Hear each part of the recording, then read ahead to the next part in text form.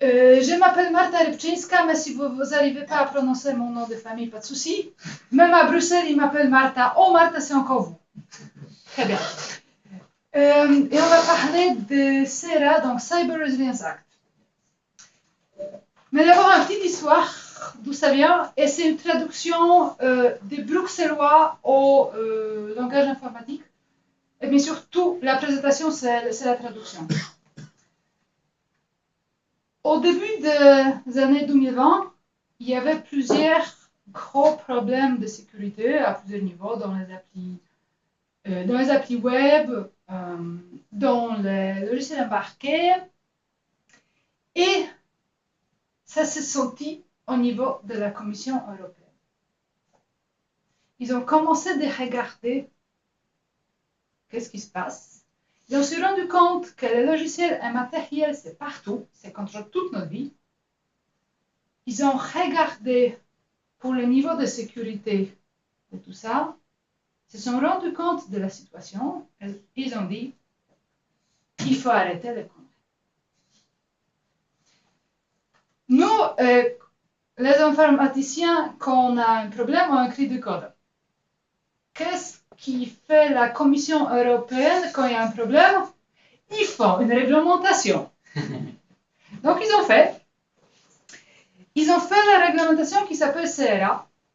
Et vous avez peut-être même pas entendu, mais c'était voté en mars cette année, avec une écrasante majorité au Parlement. Alors,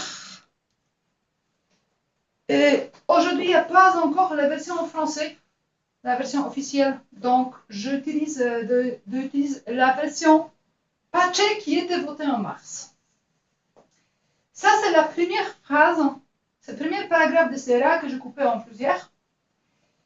D'abord, ça dit que le coût des crimes cyber s'est estimé à 5,5 trillions d'euros en 2021. Oups. Oups. Après, ils ont identifié deux problèmes de base. Pourquoi ça? Un, le niveau de cybersécurité qui est basse. Il y a des vulnérabilités partout. Et deux, il manque l'information pour les utilisateurs de choisir le projet qui est bon en cybersécurité. Oui. Et ça conclut par le fait que ces problèmes en cybersécurité peuvent causer des disruptions majeures et même le risque pour la vie humaine. Et c'était écrit avant la guerre en Ukraine.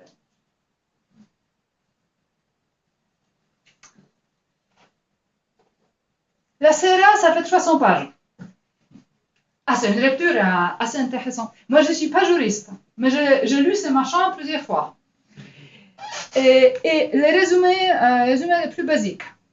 Alors, les CERA, ça sont les exigences de sécurité obligatoires pour tous les logiciels et tous les logiciels avec matériel. Point barre.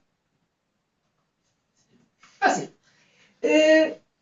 Au niveau technique, comment ils ont implémenté, ça fait l'extension des marquages CE. Vous savez, les marquages CE que vous avez sur tout votre matériel, voilà, il y a un petit CE ici. Ça fait l'extension des CA sur les logiciels. Donc, le logiciel va avoir le marquage CA, CE. Et il y a plusieurs rôles qui sont définis dans le CA. Le rôle le plus important, c'est les fournisseurs, les manufacturers. C'est ceux-là qui mettent sur le marché un produit. Chaque produit qui va être mis au marché dans l'Union européenne va avoir une conformity assessment, l'analyse des suivis d'exigences, je ne sais pas comment ils vont traduire ça en fait, et basée sur risque, obligatoire. L'implémentation de CERA nécessite plusieurs standards. Dans plusieurs endroits, c'est écrit une chose va avoir un standard qui va définir. Le problème aujourd'hui, ça n'existait pas. Tous ces standards, ça n'existait pas. Il y a une gestion particulière pour le logiciel libre qui était un résultat d'un lobbying des malades qui était fait à Bruxelles par plusieurs.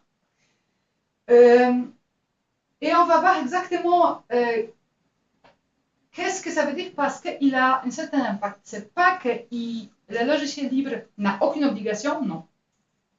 Non, c'est pas de tout ça. Mais ils sont placés à l'endroit différent. Un petit anecdote, dans la première version, qui est sortie en 2022, ça semblait que c'est le développeur de logiciel libre ou la fondation qui hoste va devoir toutes les obligations de certification, payer les audits de sécurité, tout ça. Tout ça, c'était déplacé vers les manufacturiers. Donc, cela, pour ceux qui vont mettre les produits sur le marché, c'est que eux qui se chopent le coup. Et les CRA, ça, il y a un petit d'autres choses que je veux dire après. Bon, la CRA fait une classification de tous les produits qui existent en 3 catégories. Il y a le cas général, c'est par défaut. Par défaut, vous faites une self-assessment. Donc, vous pouvez faire toute la conformité chez vous. En suivant, on va voir ce sont quoi l'exigence. Après, il y a 2 catégories. Les produits importants des classes 1, des classes 2, et les produits critiques. Les produits importants et les produits critiques, le self-assessment, pour la classe 1, le self-assessment est possible si le développement a suivi les standards définis pour ce type de produit, qui n'existaient pas. Sinon, si les standards n'existaient pas, il faut faire l'assessment par une société spécialisée. Pour les classes 2, c'est obligatoirement externe. Pour les projets critiques, ça va être obligatoirement externe et dans la future proche, les gens de commission disent 2027, la certification. Donc, pour les produits importants, il y a plusieurs catégories qui sont définies dans la CRA. Par exemple, gestion d'identité. Le système de gestion d'identité, donc tous les logins, ça c'est classe 1. Operating System, c'est classe 1. Mais par contre, hyperviseur container, c'est la classe 2. Ouais, c'est la classe 1. Et la classe 3, c'est les produits, plutôt les produits matériels avec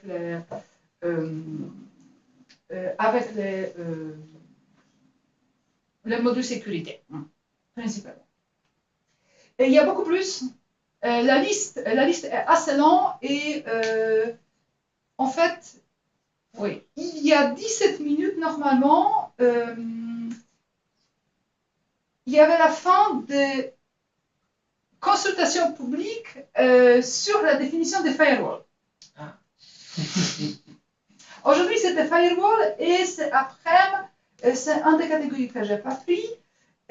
Hier, par exemple, c'était operating systems et microprocesseurs. Je vous dis que la discussion sur la définition des microprocesseurs et microcontrôleurs, ça, c'était quelque chose. Hein. C'était excellent. J'ai rigolé. Mais les gens de ST et les autres boîtes comme ça rigolaient beaucoup moins. Alors, il y a la classification des produits qui sont en cours de définition aujourd'hui. Qu'est-ce que ça veut dire en fait operating system, par exemple. Après, ok, pour la majorité des produits, c'est self-assessment. Donc, quelqu'un peut dire, ok, self-assessment, on va faire chez nous un manager va se mettre un jour avant la release. Mais non, ils ne sont pas aussi bêtes que ça. Dans le document qui va avec CRA, qu'ils ont fait à côté, cette estimation d'impact, de réglementation, c'est dit clairement dans la première partie de ce document qu'il assume que le coût de développement de chaque produit mis en marché en Union européenne va augmenter de 30%. 30% pour chaque produit. Faut peut-être ça. Hein. Je vais donner mes commentaires à la fin. Parce que voilà, j'ai vu la CRA depuis 2022. Dans l'annexe 1, vous avez les exigences pour tous les produits. Donc, d'abord, ça dit que les produits devraient être designés, développer un produit pour que. Et maintenant, pourquoi?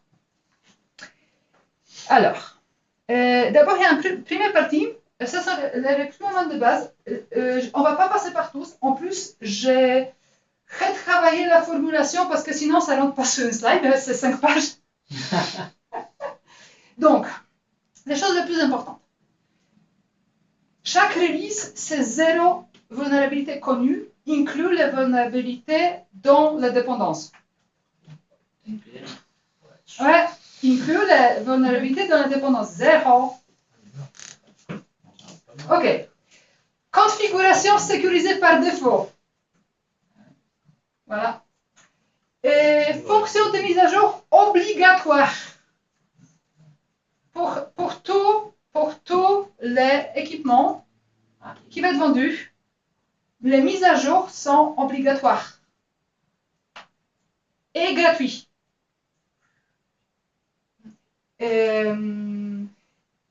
Chaque produit devrait avoir le contrôle d'accès. Que l'utilisateur peut définir. C'est tout formulé dans la manière que c'est l'utilisateur qui est en contrôle de leur équipement. Obligation de confidentialité des données d'utilisateur. Donc, toutes les données cryptées en gros, partout. Stockées, transmises, cryptées partout. Bon, il y a plein d'autres choses. Et il y a 2 phrases que j'aime bien parce que celle-là, j'ai copié parce que j'ai réussi de la mettre. Je vais d'abord lire, après je vais traduire. Be designed, developed and produced to limit attack surfaces, including external interfaces.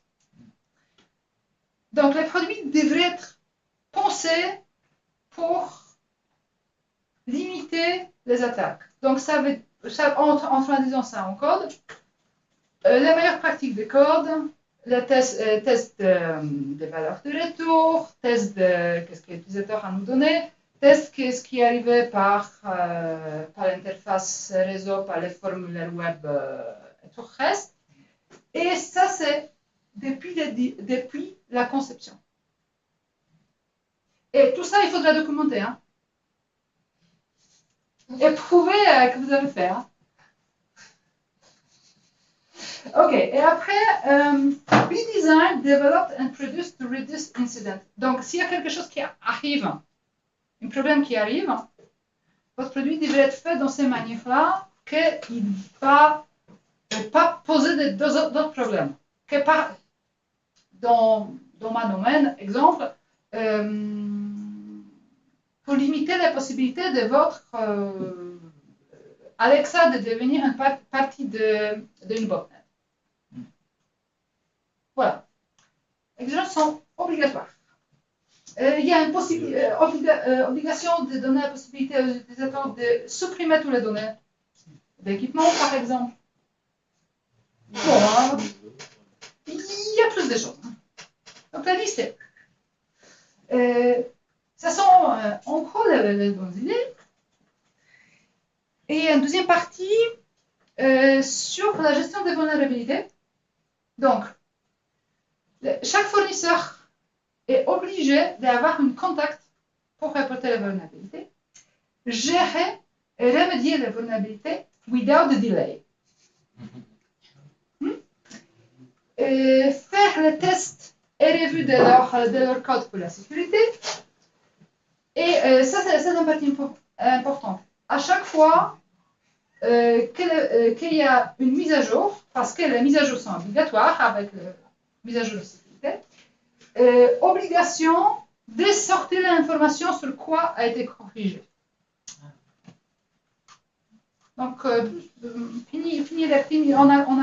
a fait une mise à jour de sécurité. Non, vous listez exactement ce qu'il est corrigé.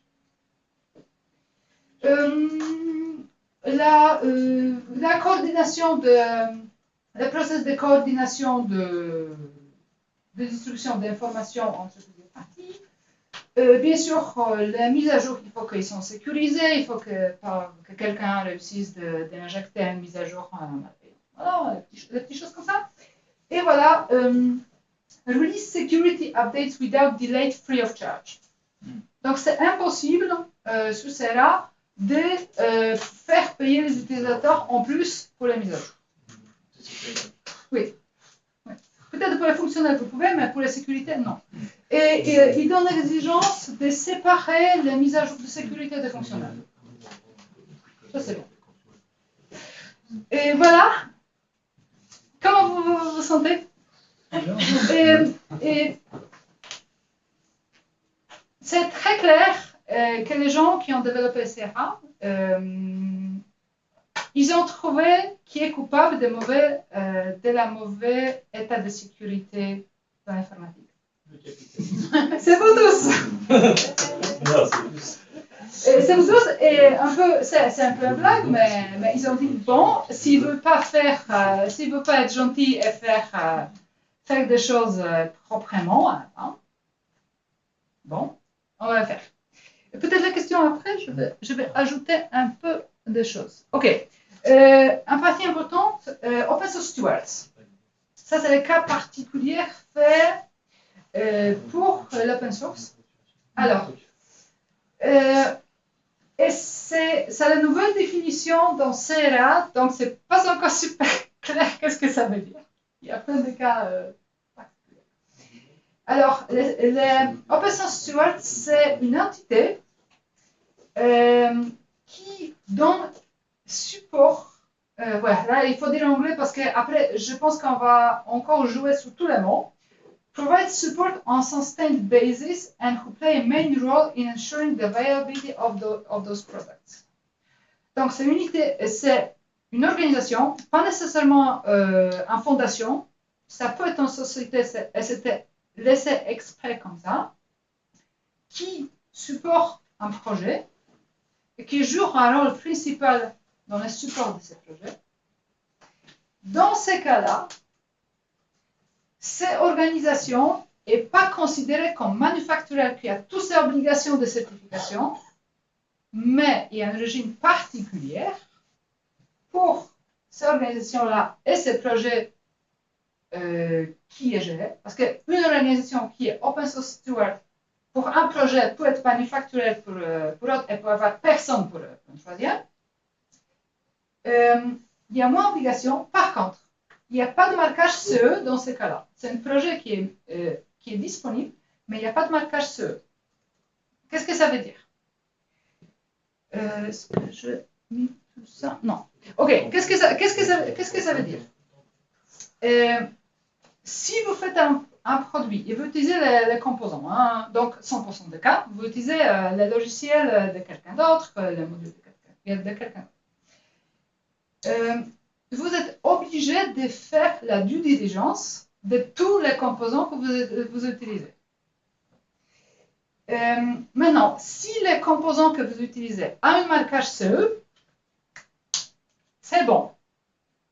Mais s'il n'a pas, c'est à vous l'obligation de suivre toutes les recommandations et fournir la documentation que vous avez faite, que vous avez analysée, qu'au niveau des risques de votre produit et au niveau des risques de l'utilisation de ces composants, ça remplit les conditions.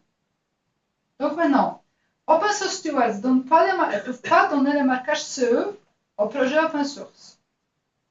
Ils vont avoir certaines obligations. L'obligation, par exemple, d'avoir le process de sécurité dans un projet.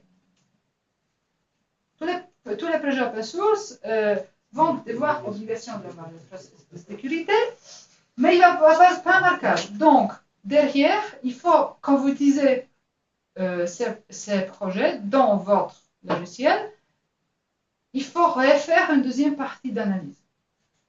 Et ça va être le jour des prochaines années. Quels projets vont réussir de faire ces paperasses ensemble pour que ça puisse être utilisé par tout le monde? Ou certains ne vont pas faire, on va décider de ne pas faire. Et dans ces cas-là, ça tombe sur la société finale qui va utiliser ou non. Moi, je me pose la question, est-ce qu'il ne va pas avoir une sélection de produits open source que vous pouvez utiliser dans votre projet ou non, comme dépendance? Parce que certains ont cette documentation, certains n'ont pas.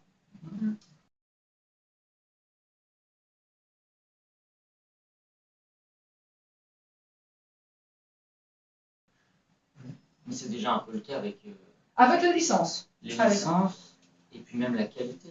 Enfin, Oui. Si on va sur NPM pour une librairie, on va voir laquelle nous paraît sérieuse. On fait déjà. Il y a certains qui font, pas tous. Non, oui. Et voilà. Et maintenant, parce que dans toutes ces exigences-là, il y a aussi la génération, implicitement, génération de S-BOM obligatoire. Ça sort tout et vous regardez chaque des modules NPM, PyPy et d'autres choses qui sont utilisés. Est-ce qu'il y a une politique de sécurité? Est-ce qu'il y a ça? Est-ce qu'il y a... Oui. Moi, juste pour reprendre, parce que je trouve que dans des trucs comme ça, nous on travaille dans des trucs dans le médical. Oui. Et donc il y a déjà des exigences comme ça qui sont en train de se mettre en place dans ce qui s'appelle le sécurité numérique. Moi, tout ce que je dis de tout ça, la réalité, parce que comme on a passé des preuves de ça, globalement, moi, ça me fait énormément sourire. On a vu des concurrences qui faisaient. La réalité, c'est que c'est des preuves, c'est comme l'ISO, des trucs comme ça. Donc c'est des preuves de copie d'écran, de machins qui sont, je vais dire simple, c'est du bullshit. Moi, j'ai même vu des trucs où nous, on s'est cassé le pied à bien faire. Et il se trouve pour des raisons, je ne vais pas revenir, mais en fait, à un moment, ils nous disaient que c'était non. Ils ont fini par nous montrer un truc d'un autre concurrent qui avait fait un Photoshop avec deux trucs. On leur a dit, mais ça, vous voyez que c'est du Photoshop et que c'est pas un vrai truc. En fait, tout ça pour dire que le problème de ça, moi, c'est très bien, c'est super. Le problème de ça, c'est qu'en fait, la réalité, moi, ce qui m'inquiète, c'est surtout pour des gros dispositifs, faire du médical ou des trucs, l'État, etc., où ils vont impliquer, ils vont d'un coup dire il faut le marquage chez eux, en fait. Ils vont s'en taper du reste parce que les boîtes, elles veulent juste le marquage. Et on va se retrouver surtout une augmentation de la norme. Je pense que tout le monde sait, ça ne veut pas dire que ça ne va pas améliorer ça. Mais c'est comme le RGPD, ça a amélioré, mais ça crée aussi beaucoup de merde avec des gens qui comprennent rien. Et en fait, là, moi, tout ce que je vois ça, c'est que c'est surtout il y a un truc bien, c'est que ça oblige à normaliser, mais il faut être conscient, et ce que tu l'as dit, c'est que ça va créer énormément de paperasse et du temps de paperasse en plus. C'est-à-dire que, en gros, pour 10% d'amélioration, il y aura au moins 40% de paperasse. C'est juste le ratio qu'on aura à la fin. Ça ne veut pas dire que ça ne va pas améliorer, mais il faut être conscient que ça va demander énormément de paperasse pour... Par contre, heureusement, ça va impliquer les gens, ça va les obliger sur ça, mais en fait, la réalité de moi, ce que j'ai vu, c'est que, voilà, c'est qu'il y a une vraie problématique, et ça c'est le problème de comment fonctionne tout ça, c'est qu'en fait on va demander des certifications qu'on va devoir faire, qui sont globalement une partie des gens qui certifient, ils ne comprennent rien. Voilà, et puis c'est compliqué de comprendre du code. Enfin, c'est juste que dans tout ça, le monde il va vers là et je le sais. Il faut juste être conscient que c'est par rapport à tout ce que tu as dit là, c'est beaucoup d'administratifs pour peu de code en fait. À certains niveaux, il y a ce risque-là que les gens vont, comme tu dis, il y a un risque que les gens vont réussir, vont trouver un moyen d'écrire les preuves un peu bidon, un peu juste pour caser le bas. Et par contre, il y a certaines exigences, qui vont ajouter des codes, c'est sûr et certain. Les mises à jour, voilà, ça c'est sûr. Les choses qui sont liées. J'ai un peu plus de doutes sur les choses qui sont moins concrètes, parce que là, mais sur cela, devrait avoir les standards. Maintenant, je n'ai pas fait un slide sur le déroulement d'un temps, parce que ça c'est aussi Pendant ces calls, il y a maintenant cette définition, ça revient à chaque fois. Quand les gens de commission présentent la timeline, il y a quelqu'un qui demande mais comment c'est possible? La CRA va être publiée dans le journal officiel probablement en octobre cette année. Parce qu'a priori, il va y avoir encore quelques patchs. Mais on ne sait pas exactement où.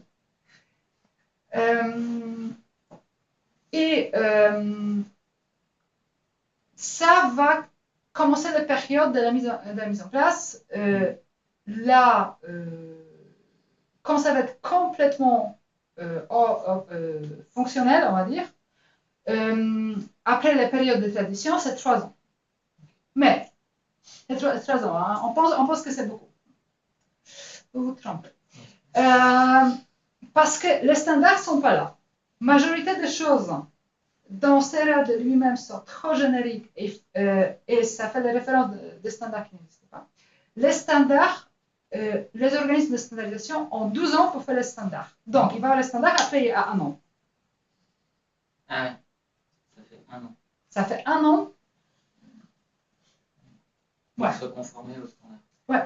Donc, aujourd'hui, pour certaines des obligations, par exemple pour le process de vulnérabilité, aujourd'hui, moi je suis capable d'écrire un process qui va être 95% conforme. Peut-être ils vont ajouter quelque chose de plus, mais je vais écrire un process qui va être encore conforme. Mais pour certaines autres exigences, je peux essayer de réécrire quelque chose, mais est-ce que ça va être ça qui va être dans le standard? Moi, je ne sais pas. Et en fait, il y a déjà aujourd'hui des boîtes qui commencent à offrir la conformance CERA. Moi, j'ai pas trop confiance parce que si moi, qui suis dans l'affaire depuis longtemps, je ne suis pas sûre comment ça va sortir. Il y a une sacrée discussion sur le sujet.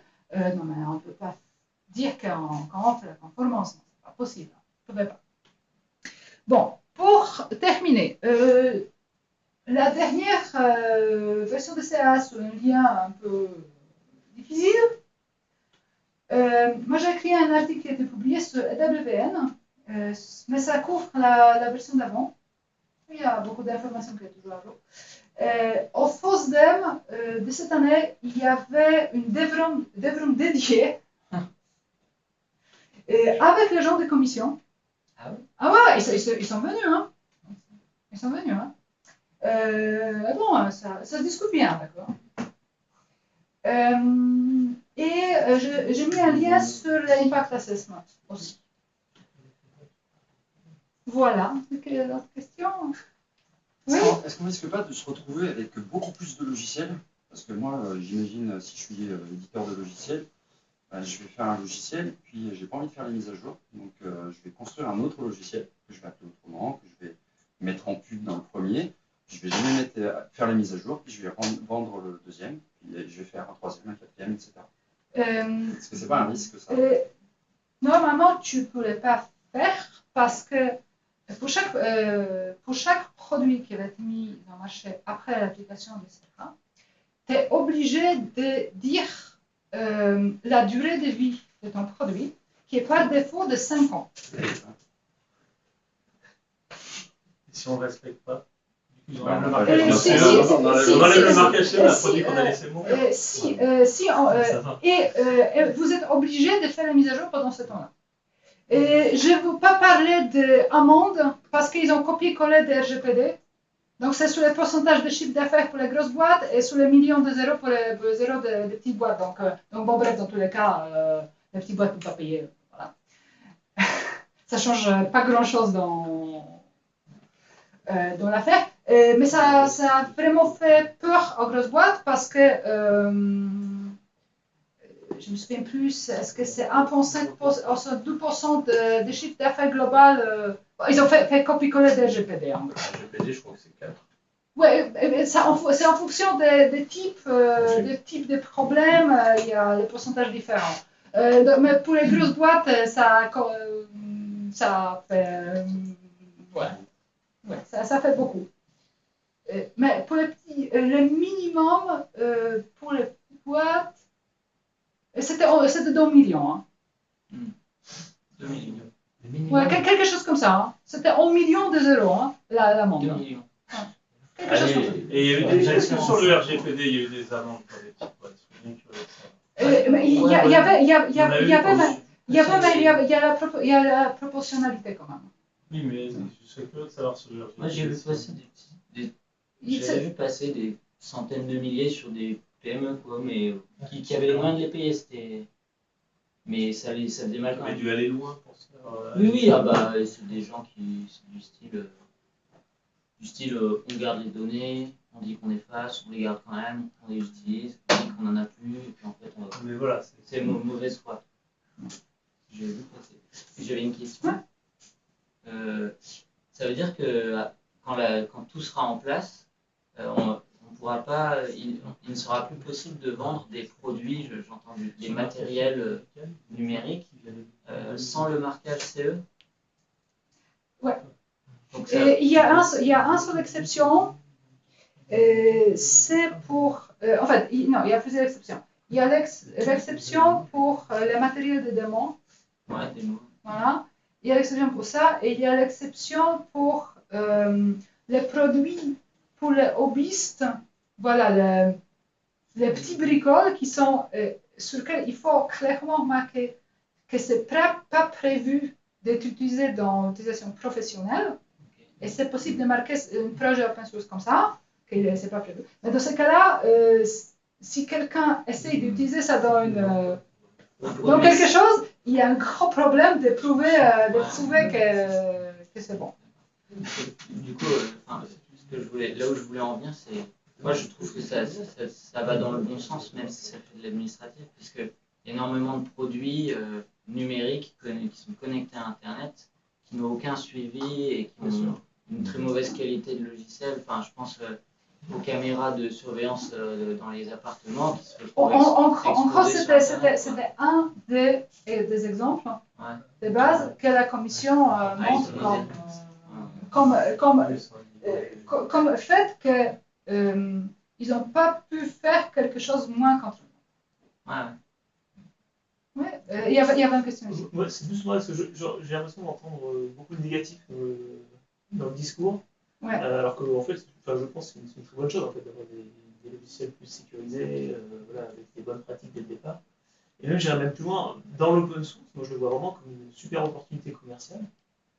C'est pas le cas pour tout le monde. Parce que du coup, comme Itoile, on est sur une activité de service, donc en fait, on n'est pas vraiment concerné. Donc, nous, on ne vend pas le logiciel. On vend du service de gens, donc vraiment, on ne va pas être concerné. Par contre, on a nos clients, nous, qui vendent nos logiciels, qui modifient un peu, qui en font des versions. Donc, ce qu'on s'attend, en fait, c'est qu'ils viennent nous voir pour qu'on fasse la certification.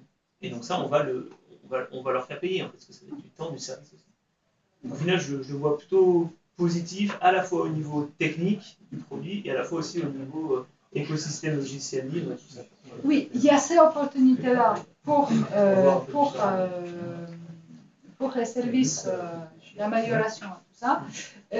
Moi, à chaque fois quand je pense qu'ils ont pu faire quelque chose de plus graduel, faire par étapes, faire tourner ça pendant 10 ans, étape par étape, à chaque fois quand je pense ça, je pars avec mes clients et je tombe sur l'histoire que les développeurs ont voulu faire les fonctions qui améliorent la sécurité des produits, et non parce que c'est trop cher. Mais là, ils n'ont plus le choix. Et ouais, peut-être il n'y avait pas de choix. Ouais. J'ai 2 questions. C'est quoi YI et est-ce qu'on pourrait imaginer que pour les logiciels libres, comme on a de la docs ou licence libre, on ait tout le nécessaire pour la certification, l'audit de sécurité des logiciels qui soit fait une fois, mutualisé et partagé sous licence libre. Et après, du coup, on pourrait prendre ça et dire certifiez-moi, regardez, faire des props. La première question, la réponse est simple. YI, c'est ma société de services. Et je ne cache pas que je vais faire la formation sur le CRA à partir de automne, parce que je me dis que c'est pas très sérieux de faire ça avant qu'ils sortent la révolution. Et maintenant, est-ce que les projets libres ne peuvent pas sortir la documentation en licence libre même avec les projets? Tout à fait.